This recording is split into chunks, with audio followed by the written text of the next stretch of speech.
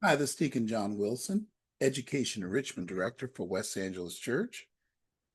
Cole's doing great now. I'm going out to the church tomorrow and do some work.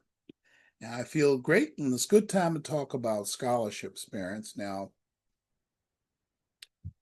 this is a very comprehensive presentation on scholarships. Please watch the entire video. It's very, very important that you do that. I'll give you some great tips on how to not waste a lot of time in the process, how to find scholarships. We don't do a lot of scholarship listing in our program, but I will show you our scholarship page. But when we put things on that page, there are people that I know on that scholarship program. Keep that in mind. And having me as the recommender could be helpful. I don't attempt to list every scholarship. There's only one place I know that has a comprehensive listing, and I will share that with you. But you'll have to subscribe to the site for a small amount. They give you a lot of other things. Just one of the things they do is scholarships. So they're not charging you to do scholarships or even look at them. It's just that if you want to get to them, you have to subscribe and get their other great things they have. But I'll tell you about that later. All right, I'll try to keep this video from being too long. But let's go through this presentation now. First of all, let's cover the types of scholarships. Probably should do that to make it really clear here on what we're talking about. We're trying to get the third-party ones, but first of all, third-party scholarships are not by the school. They're free money usually given by organizations, usually directly to the college for direct college costs. Colleges require that the financial aid office be notified if a scholarship is awarded to a student. Remember, the scholarship committees will send those checks in the fall directly to the school. We'll talk about timeline a little bit too. Usually the check is written out to the college. Unless you call them and get it written for your student, then it really is not a scholarship. It's a thing called a sponsorship, which in our program, that's what we do. We issue funds directly to students to support for college. We don't have a lot of money for it, but they're sponsorships. So a bunch of people can get together and give a kid some money for college. Now, I might say, if you're seeing this video and you don't have a student going to college, they've already come through the program, you're just watching this, forward it to somebody who needs it, but you can make a donation on their behalf, and then we can turn around and gift the student through our sponsorship program. And you can get a write-off on your taxes too. But we'll stay off of that for now. Nearly always, colleges first supply the scholarship. Listen to this, to the student direct loans. If they got a direct loan, they'll lower the loan. Remember, every college will offer 1-year students $5,500 in direct student loans. So if you get scholarships, they'll take it off the loans. The money won't go directly into the account, but the student will be less in debt. They'll re-award in that sense. They are paying on their direct cost for college. They won't put it in their hands as spending money, whereas a sponsorship would do that. Because there are, things students have to buy on a day-to-day basis related to college. You know, California private colleges, after the loan scholarships are applied to lower the Cal Grant before going to the student, magically there is nothing left for the student.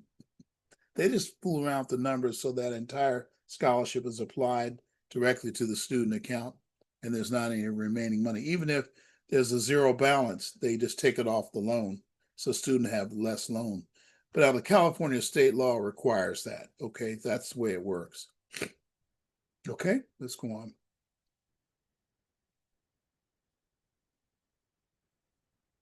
Let's talk about types some more.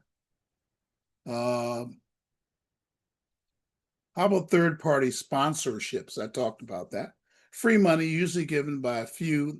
Let me turn off this video panel here. I'll get that done here. Okay, here we go. Okay, stand by. We'll get her done here, don't worry. All right. I'm going to really make sure you can see this. All right. So here's another scholarship. Notice this in quotes, because here we're going to talk about sponsorships. See, it says sponsorships up here, third-party sponsorships. Free money, usually given by a few nonprofit organizations, usually directly to the student for indirect costs. That's where it becomes a sponsorship. We give sponsorships when we do award, and they are smaller. Student is not required to report sponsorships to the college after their financial aid award. It's like a bunch of people get together and agree to give a student money for college in a specific and organized manner.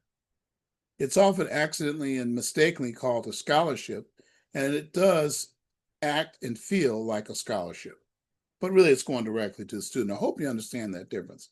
We have a sponsorship fund for church members and active high GPA, regular attending, non-church member program participants. So if you're regularly attending the program, we have a few of you like that are pretty much in everything we do as for our seniors, and others kind of too busy to be involved. I understand that, but they're not as eligible as people who we poured into. That's the way we are directed to look at by our board. That's how we're directed to look at it. Okay, let's continue. Scholarship types, and then you have institutional, given by the colleges, need-based grants. This is free money usually given by colleges to themselves, right, to lower the direct college costs. Notice dollars do not really change hands. Like if you get a $10,000 scholarship from the school you're going to, you're not going to see that money. They just reduce the cost of the school. There's no exchange of funds for real. I mean, if you get your account is over the amount you need, there is a refund, but that's getting rarer and rarer these days. Each year in college, financial aid need is reassessed from FAFSA and need-based grants. It will go up or down. So when you have a need-based grant, it will go up or down each year depending on the income of the parents during the year in question, right? Okay. For CSU and UC, need-based grants, MBG is need-based grants. Cal grants, university grants, and Pell grants are for income less than 48,000 or so, maybe 50 for 3 family members. There's some kind of Cal grant, university grants, and Pell grants. Those are need-based grants. I included it here, even though they're not really scholarships. Some private colleges also award need-based grants. Now, all of them do not. HBCUs do not do need-based grants. I think Howard might do some small need-based granting.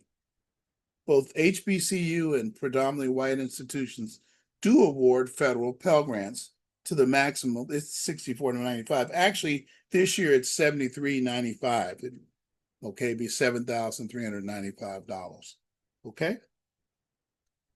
College merit scholarship types. How about merit scholarships? College merit scholarships. Institutional academic need-based grants or free money, usually given by colleges to themselves. Now listen to this, based on the student's academic merit. So students do pay for college. I have a lot more to say about that in a future meeting and or video. It lowers the direct college costs because of their merit. Dollars do not really change hands. It's just an accounting thing, right?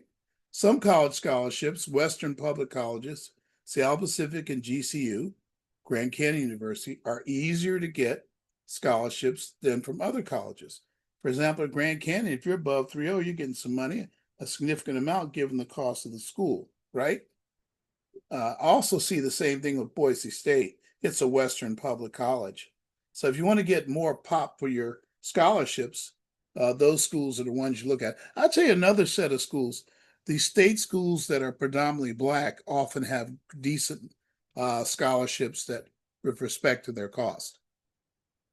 Okay. The hardest to get is private colleges, including HBCUs and UCs. Remember, HBCU for me is a private, historically Black college. They act just like others as well. It's harder to get scholarships from HBCUs and universities of California and some selective private colleges, like I'm trying to say here. Okay. Institutional academic merit-based grants, sometimes guidelines for academic award on the website. Sometimes they're more subjectively based on a pool of candidates. Like sometimes you go to a website, they'll say, 3.8 to 4.0, you get X dollars. Now, I'm not seeing that as much anymore. They wait and look at their pool of candidates and decide how much they're going to give. That's something that's developed post-pandemic. I'm seeing it a lot more now. And the cost of school has gone up at the same time. The Western Undergraduate Exchange Scholarships are free money given by certain Western public universities, are a way for good to high GPA students to get a very, very affordable colleges. Okay, so it doesn't have to be 4.0, 4.2, 4.4, just 3.5, 3.6. These are not too high, and you can get a decent scholarship. Problem is, most kids don't want to go to Western public universities, and most parents don't want to send them. But that's a decision you're going to make. It's up to you. State schools in the West, which are most popular, now there's some in the West that are popular, that do not do Western undergraduate exchanges. Not all the schools in the West. So Arizona State, University of Washington, Washington State, University of Oregon. I guess I don't have University of Arizona on there. Oregon State, UNLV are examples of schools. You're going to pay pretty much like a private college. It's going to be $40,000 to $50,000 to send your per year to send your student there. And this is where I need to remind you about that maximum cap I talked about in my last video on PLUS loans, parent loans. Okay, more on that. In some cases, high cumulative GPAs, listen to this, are required to keep your institutional merit award. Sometimes 3.2 to 3.5, sometimes only 2.5. You got to factor that into your college selection. Ask them, what does it take to keep your scholarship? So that's evidently going to be very important to you. Family incomes of greater than $60,000. Most private colleges are not affordable without a merit award. See there, students, you get the school you earn, not the one you want. Parents need to understand that. If there's not enough money for college, your student, didn't get enough merit award. And maybe it's proper for them to look at a different school. It's hard for us to say no to them, I know, but it's something we need to think about. Students, you get the school that you earn and want, not just the one you want. Okay. Scholarship facts. Nearly all third-party scholarships cover a portion of the indirect costs. So it's not even getting to the direct costs, the really heavy lifting. Usually they're going to be $500 to $2,000, $3,000. And when you owe $40,000 or $35,000, you might say, well, at least it's something, but it's not a lot compared to the amount you owe. It's extremely rare that outside scholarships cover a substantial part of the direct college cost. So most is going to be indirect. Many who claim that they are getting, by the way, direct means tuition, room, and board. The other costs are like books and supplies and transportation. A lot of scholarships will easily cover those. Spending money, Many who claim that are getting funded by a lot of third-party scholarships are really getting a large merit scholarship from the school and or lots of need-based funds from the school. So keep that in mind when people tell you that. People use the term scholarship and financial aid interchangeable all the time. I just heard it today. It's all parents will say how much financial aid will I get? They mean grants and free money.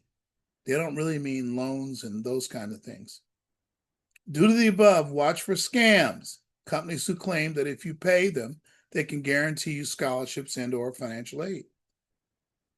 Please do not pay for scholarships. It's important. The best way to afford a college, how is the best way to do that, is to pick one that's affordable and cost sustainable, meaning you can do it every year for 4 or 5 years, not to depend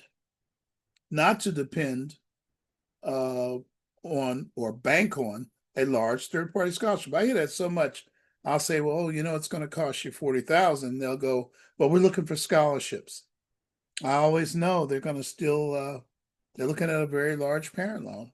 You should not rely on these outside scholarships, to which you might say, I'm looking for a miracle. Well, miracles happen when chance meets preparation. And God has to have something to work with anyway. Okay. Here's our viewpoint on scholarships. Students should apply for scholarships for sure, but they're a bit overrated. Scholarships are, given what parents hope and expect they will do. Direct costs are the major college costs. 80 to 90% of the cost is in tuition, room, and board. Typical scholarships I see every year are $500 to $1,000, and the high ones run $1,500 or $2,000. And usually they're not renewable. And also they don't pay out till after you start school. If you get $1,000 scholarship, you'll get $500 each semester, but you have to wait each semester till the semester starts. The high ones can be $1,500 to $2,000. Occasionally we see a $3,000. But again, it's 80 to 90% of the costs are direct costs. It's not going to, the school is, $80,000 and you're getting $500, $1,000 and $500 scholarships, to which you'll say that's something. You're right, it is something, but it's going toward the indirect cost, not the direct cost. Conclusion, third-party scholarships are great for indirect costs. Travel, technology, personal expenses, books, not so good for direct costs, tuition, room, and board. That's a very important conclusion right there, okay? For best results, come with many, many applications for scholarships and high persistence. Even though it's not covering direct costs, you'll have to have a lot of persistence to get multiple scholarships. And maybe parents, that's how you decide whether you're going to go into debt for a student, how hard they work to cover their indirect costs.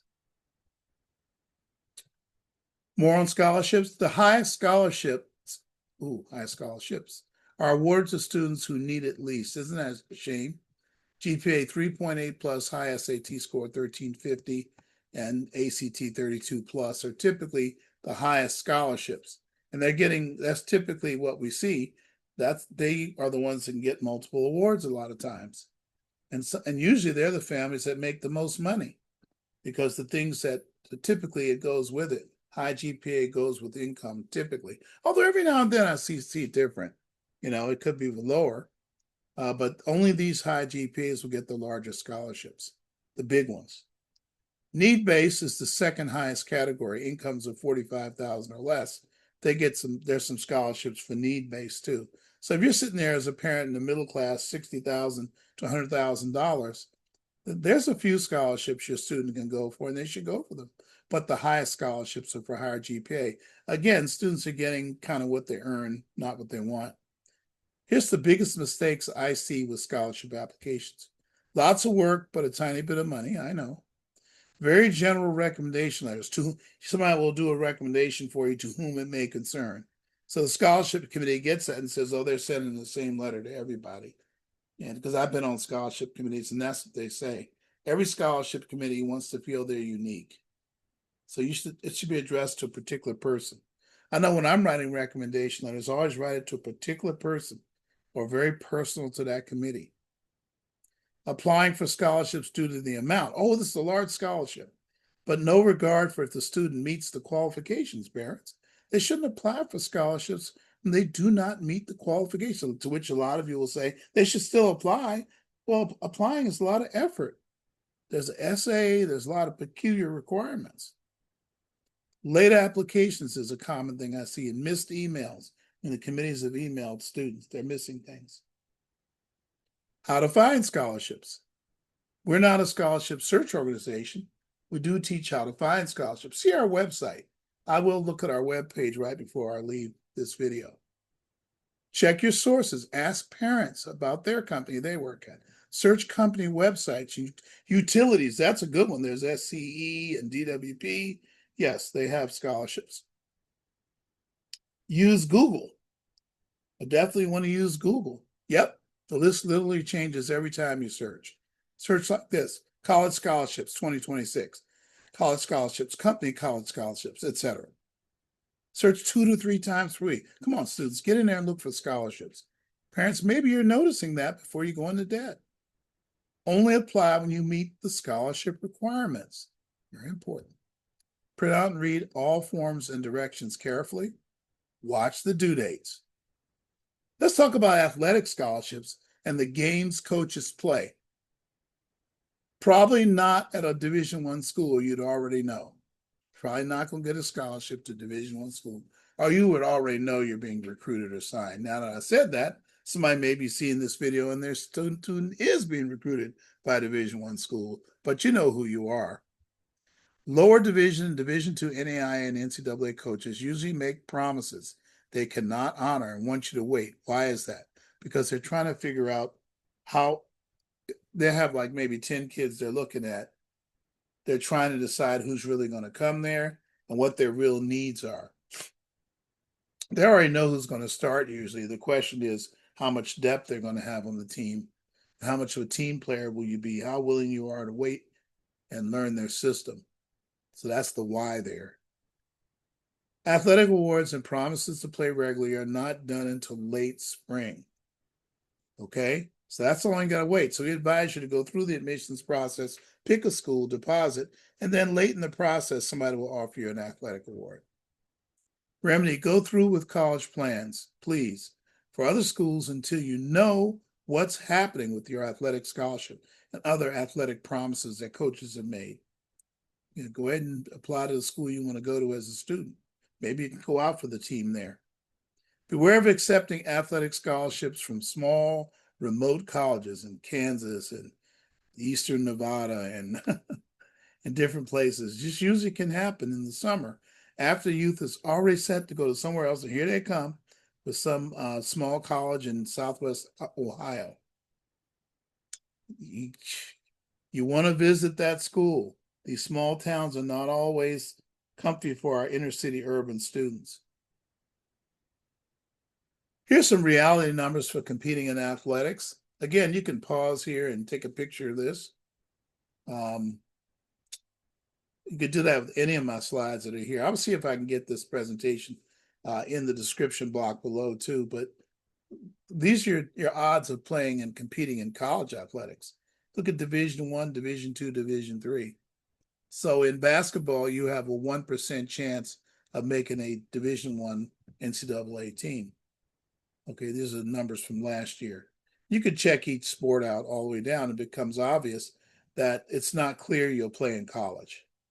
It is not fully clear that you'll play in college.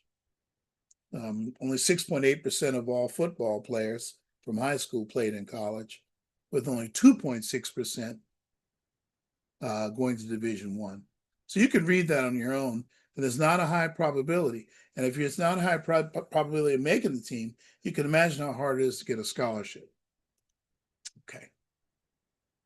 Here's the probability of competing in professional sports. I didn't do them all, but you can kind of get an idea over in the last column, NCAA. That's after you go through the difficulty of getting into college, to play in college, okay? Okay. Now, how can we help with scholarships? Recommendations. Okay, if you're a regular attendee, we know your student from SAT class, virtual homework club, or the summer bridge program. We'll be glad to write. I'll be glad to write it. Otherwise, someone who knows you personally is better for this. I need the recommendation request 2 weeks in advance. Need the web address and the forms, the exact person I'm writing or committee. I can figure it out if I get the website. I cannot do a Gates Millennium or other scholarship nomination if the youth does not meet both the income and the GPA requirement, because I got to write an essay of 600 to 800 words. Please give me 4 weeks in advance notice where I'm writing that. Finally, here's some outside scholarships our students got last year. Delta Sigma Theta of Los Angeles. Why don't you look them up? On my website, I have that particular one, I believe, live right now. I will show you the website. Delta Sigma Theta of Inglewood, AKA of Inglewood, American Chemical Society, Coca-Cola, KFC. KFC has a great scholarship. It's only for lower GPA students too, which is great. Department of Water and Power, SE, and by the way, I remind you, Google works, right? Okay. So there we have it. I'll see if I can include the presentation below. If you have any questions or comments, please leave a comment for me. I'd love if you do that. Click like and subscribe to stay informed when videos come out and to widen the reach of our videos. Let me show you our website and how you can find scholarships there and make a comment on another website you might find easy to use. Let's take a look at our website. Well, there's our website here. It's in case you didn't know, it's westa-eep.org. westa-eep.org. You go to our website and you click on college checklist and go down to scholarships. And you'll see our scholarships here. Let me clear this bar out for us here. You scroll down, you'll see our latest ones that we like the most. There's a video on scholarships won't save you from the heavy lifting of college costs. Maybe you'll look at that. Delta Sigma Theta scholarships through January 10th. By the way, January begins the college scholarship season. Parents, I know you're thinking you want them to start last month and now, but that wasn't the scholarship season. It's now it opens in January, so start thinking about it now. There's 2 Delta Sigma Theta scholarships, probably 2 different chapters. And then my December 25 scholarship list, I do have an organization that lists scholarships.